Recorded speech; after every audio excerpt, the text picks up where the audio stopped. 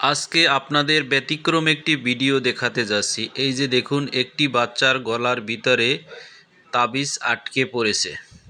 আমাদের দেশের ওজারা বাচ্চাটা হলো মানসিক সমস্যা। তার বাবার সাথে আমি কথা বলেছি, সে বলেছে ভাই অনেক ওষুধ খেয়েছি। এক ওজার সাথে কথা বলেছি, সে বলল ভাই তাবিজ দিলেই বাচ্চাটি ভালো হয়ে যাবে। এটা হলো একটা স্টিলের পাতের উপরে আরবি লিখে তাবিজ দিয়েছে। সেই বাচ্চাটা মানসিক ভারসাম্যহীন। সেই বাচ্চাটা সেই তাবিজ খেয়ে ফেলেছে।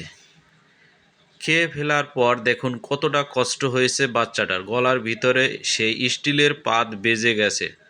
তাই আমরা এন্ডোস্কোপির সাহায্যে কোনো কাটাছেঁড়া ছাড়া সেই স্টিলের পাতটি অনেক কষ্ট করে বের করেছি। দেখুন আমাদের দেশের ওজারা কী ধরনের কাজ করে। তাই আপনাদের কাছে প্রশ্ন রইল, এই দেখুন একটা স্টিলের পাতের উপরে কিছু আরবি লিখে তারা তাবিজ বানিয়ে ছেলেটির গলায় ঝুলিয়ে দিয়েছে। এখন দেখুন ও মানসিক ভারসাম্যহীন, সেজন্য ও খেয়ে ফেলছে। ও তো আসলে জানে না এটা খেলে কি হবে। তাই আপনাদের মাঝে ভিডিওটি তুলে ধরলাম, আপনারা কমেন্ট করে জানাবেন।